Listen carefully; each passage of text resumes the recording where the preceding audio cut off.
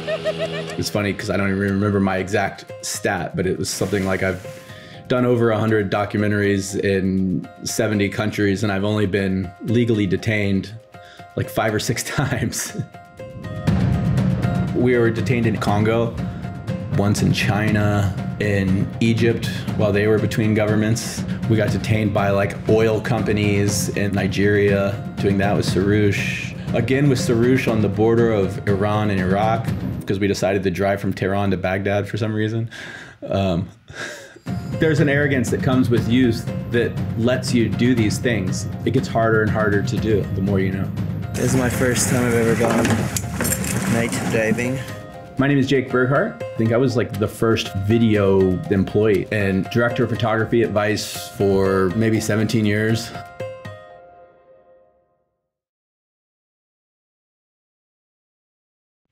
One-man banding this interview.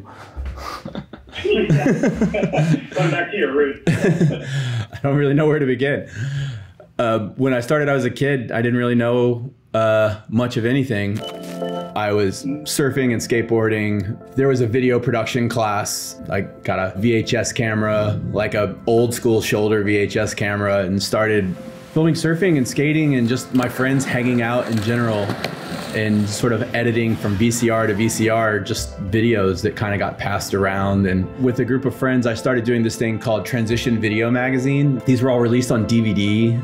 And we were kind of doing these little fun interviews. We'd go somewhere and hang out with someone.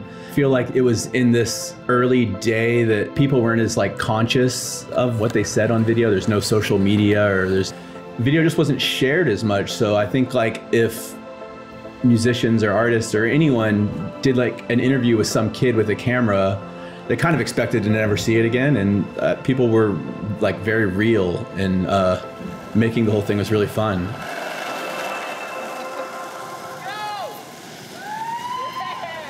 And so through making that, kind of led me to New York, where I didn't have a job for the better part of a year, was like doing whatever I could to make money, working in restaurants and screen printing, all kinds of other stuff, until I met a couple of guys who worked for Vice, and they were talking about how they were starting a video element. Yeah, I think I was like the first full-time video-based employee. Like when I came on, I just like brought my own computer and camera and just sort of did a little bit of everything, because nobody really knew whose job was what. Anyone could hold a camera, anyone could be a producer, anyone could be on camera. If you had the tenacity to just go after something, like you could have it. I immediately started traveling. I think the first thing I filmed was for Vice Guide to travel, and it was in China. I'd definitely never been anywhere that felt as foreign as that first trip. You know, the China of nearly 20 years ago, it felt like a different place. This was before social media and before YouTube and before, you know, really the internet was good enough for most common folks to be streaming video. You know, people were on dial-up. When I started at Vice and we started making VBS and putting videos on the internet, a good portion of my friends still didn't have fast enough internet to watch anything. Cut to 10 years later, we start making stuff on TV, and now I feel like none of my friends have TV anymore. So in a weird way, it's like we like revolutionized video on the internet and then went back to TV. The crews ran the gamut from sometimes it would just be me and Shane solo, or someone who was on camera, a sound person, a second camera person, a fixer, potentially even like an AP type person there as well. That would be like the maximum size crew we ever had.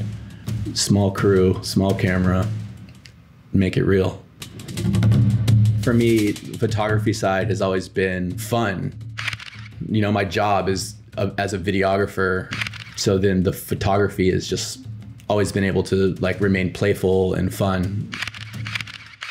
I look back at some of those early trips and I'm like, these are my best photos, because like would just sort of throw caution to the wind and wind up in these places and not like, you know, worry about what equipment I had or what lenses I had. Just like whatever I had, which is like for the pictures I have from Afghanistan are on this like 5 megapixel old digital camera, and they're great. I felt like it let people let their guard down a little bit if you had a camera. Otherwise, like, what the fuck are you doing here? But they're like, okay, I get it. You're here, you're doing a thing.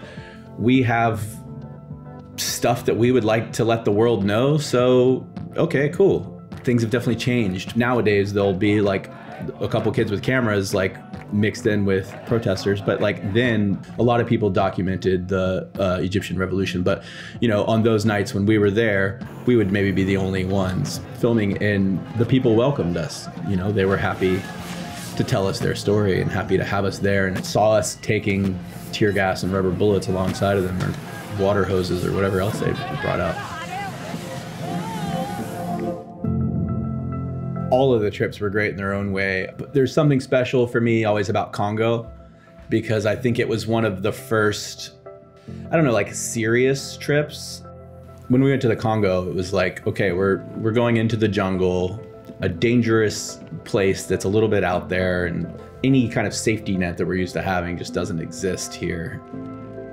Whenever we went into camp, they were like, put the camera down, no filming. And I think I was like holding it by my side, still filming. Like I would just be like, yeah, sure, cut. And for some reason then I was just like, I'm gonna film everything. But yeah, now I'd be like, yes, sir, it's off. Probably going in, I didn't fully understand what could happen in a place like this. And then once you get there, you sort of like, it's like everything is about just getting this story. And then you get somewhere where it's a little bit like, things were, you know, a little bit iffy, and someone on the crew would be like, look, it's Chuck Norris. Put my headband on. This is the second time people thought I was Chuck Norris. Then there's laughter, and then you're kind of all like, all right, we're all humans.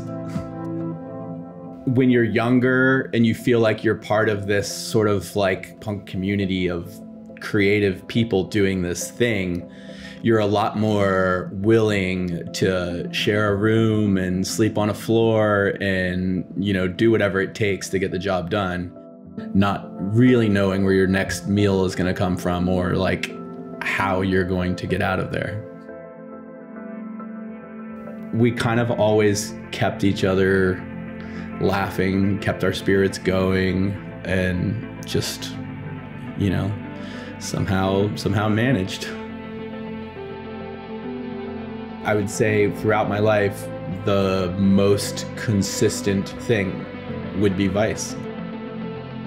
It was all of my best friends. It's where I met my wife. I'd seen her around the office. She was like there at a table talking to Shane, and she was pitching him on Garbage Island.